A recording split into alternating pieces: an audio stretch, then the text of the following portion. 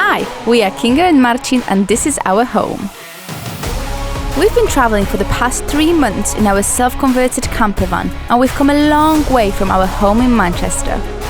So far on this trip, we travelled through Poland, Slovakia, Hungary, Romania and Bulgaria to finally make it to Turkey for winter. And in this video, we drive further east to the major cities of Mersin and Adana to find out how easy it is to be a digital nomad in this beautiful country.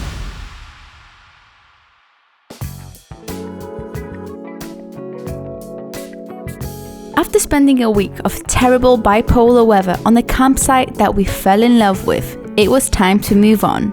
As we were leaving, our campsite manager told us, do not go to Cappadocia in the next 20 days. It's super cold. And we were like, yeah, we know.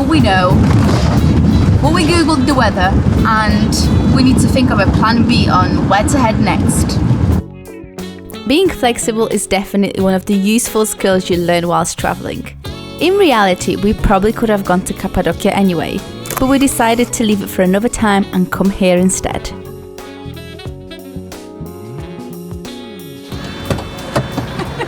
So how was it? I think I made him feel bad, so he gave me my passport back. So I was like, I've paid, so can I have my passport back? And he's like, no, when you leave, you will get the passport back. I was like, well, I'm leaving in the evening, so I'm scared there's nobody gonna be here to give me my passport back. So it's like, okay, there you go.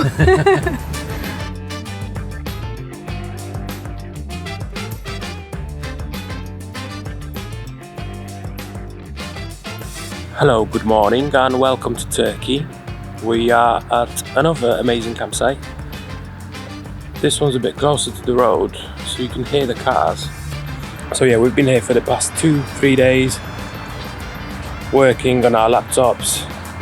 So we plug in, there's water there, so we plugged into water as well, which is good. And yeah, campsites are amazing. It works out about £3 a night, so can't really ask for much more. We've got 2 solar panels and 2 leisure batteries, but I got sent this crazy laptop from work and it's a beast. It literally looks like a beast, behaves like a beast and works like a beast. When it starts working, it sounds like an airplane taking off. So long story short, turns out in order for me to work on that laptop, I need to be plugged into power because our solar panels just can't really handle it.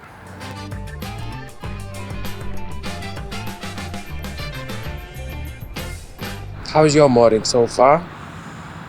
Beautiful. It's the first time I've seen sunshine in probably like 2 weeks, is it?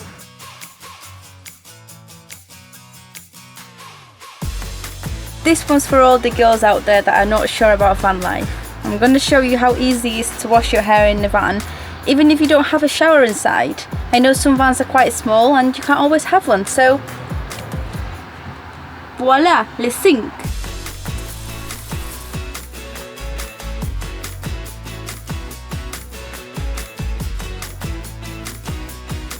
Air dry. After spending a few days on yet another great campsite and some well-needed personal maintenance, we were ready to continue our journey further east. But first, breakfast.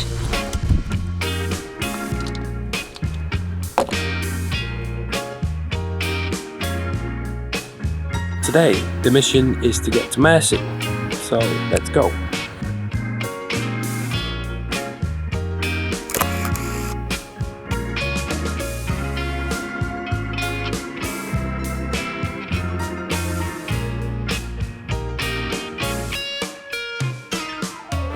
We've just arrived in the city of Mersin.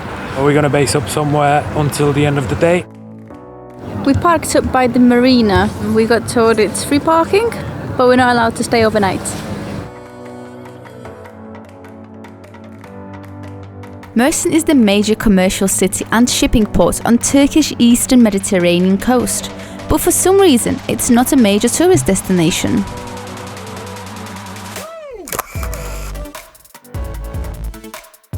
Despite that, The place looks and feels ready for a major tourist boom with its modern architecture, cafes, restaurants, outdoor sports areas, and most importantly, the Great Boulevard reminding me of Oceans Drive. As far as big cities go, we were really impressed by Mersin, and do wonder what this place feels like during the summer season. We will be back.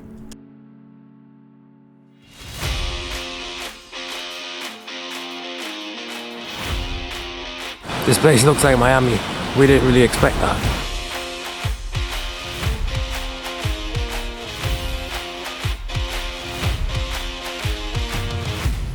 This was our spot for the night. We spent here just one day and we managed to be set right by the beach, well, by the sea, on not such a main road, and it was really quiet actually.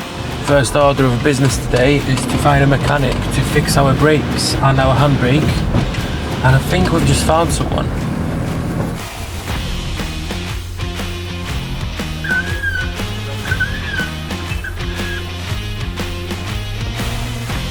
So here, all the garages are next to each other instead of separated around the city. And one garage does one thing and the next garage does another thing, which works amazingly because if you have a few things to be done, or one thing requires different people, everybody's right next to each other. It's amazing. It really is. 4 hours later, still here. After nearly 5 hours, we are back on the road. Let's just point that out, it's this Saturday. We went in, we got seen straight away, and there was about 5 guys working on our car.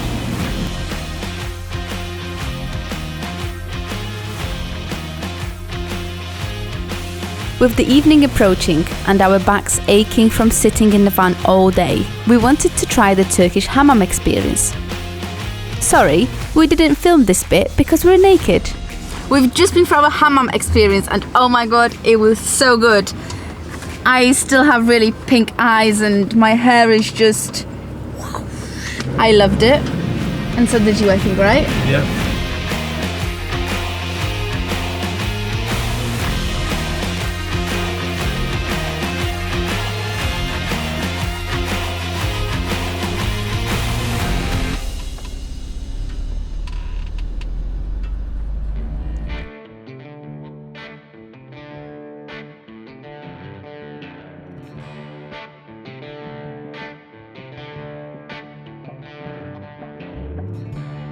The further east we go, the colder it gets. It was about -5 at night. It's a huge difference to what we've experienced over the past few weeks. I remember the start of the month, it was +20. We spent the last few days on this free camper van area. There's water, there's electrics in the little building that has a kitchen and a toilet. There's 5 plugs in there and everyone just plugs into them. You can stay 3 nights here, we've stayed 4. But we don't want to overstay our welcome, so we're going to head further east.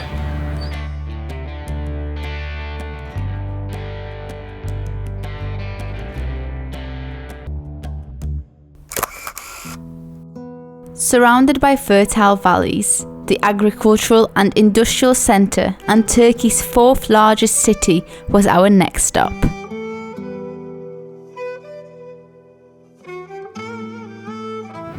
We have made it to Adana and we have parked up in the city centre, and I am currently walking through what is called a central park. This place is a centre of the Turkish cotton industry and manufactures textiles, cement, agricultural machinery and vegetable oils. It is also the centre of an agricultural region producing cotton, rice, sesame, oats and citrus fruits. And with a history of 8 millennia, it is one of the oldest continuously inhabited cities of the world. The landscape is varied and is a great mixture between the modern architecture and historical sites. Adana is also known for its world-famous Adana kebab, which we have tried in Turkey but not in Adana. At this time, our kebab counter is over 20 and we're having a little break from this addictive food.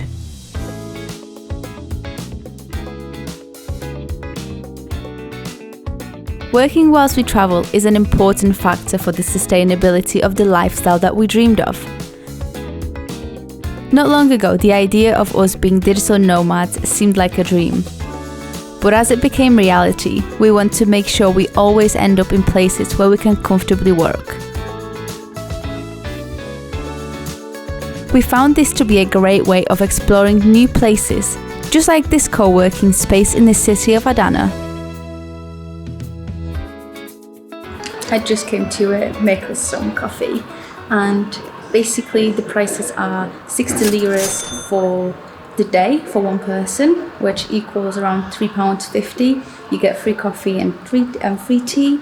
The whole room basically is for co-working, and the floor below is offices that you can hire out. It's a terrace with restaurants as well. So we're just going to have a look at the prices later on and let you know how much that is due.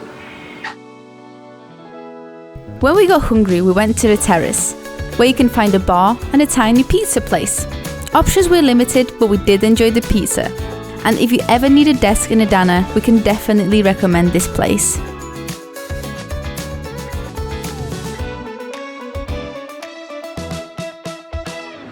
So we just spent the whole day in the co-working offices, and we had some food there, which was 80 Turkish liras for the pizza, and we had internet connection, free coffee and teas and whatnot, and now it's time to have some rest. It's Friday, right?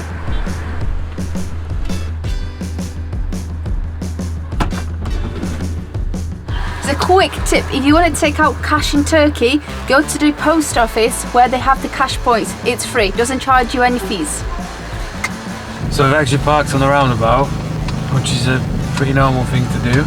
Okay, I have to say this because otherwise I will forget and you will never know.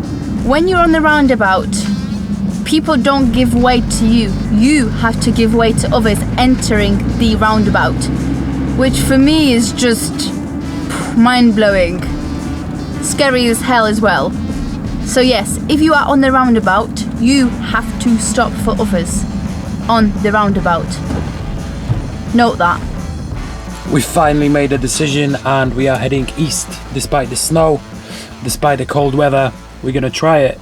It's the weekend, so we've got time. Everything locked. Everything's out. In. We can drive. Let's go. February is International Boost Self-Esteem Month, and I think that plays a massive role in mental health, which is why I wanted to share my story with you in case it helps at least one person to know that they're not alone. Around 11 years ago, it was the first time when I decided to see a doctor about how I was feeling, and I was on multiple different antidepressants, and I didn't really know life outside of depression. For 11 years, my depression was deeper every single time. The first time I tried therapy was 9 years ago, and after that I tried to try again 4 years ago, and then I eventually tried and succeeded last year in May, which was a very long process. Martin has been the first partner to understand how to be with me in my low times, and if it wasn't for him being there every single time, it would be so much harder. I had some kind of expectations from van life, so I thought after 12 months of actually traveling I will come back a new person, and I didn't quite realize that this will come so quickly. What I started feeling when doing van life, it was calmness rather than happiness. I think the happiness came with being calm. I know van life did it for me, but it won't necessarily do it for you. But what I just wanted to share with you is to do what you feel like might just be it. I had a good feeling about van life, and you might have a good feeling about something else. And if you start it, and it might just bring you that little bit more joy in life and might help you get out of bed tomorrow. And it might bring a smile to your face, and that smile might actually stay for longer than a day or an hour or a week. It might stay for a month.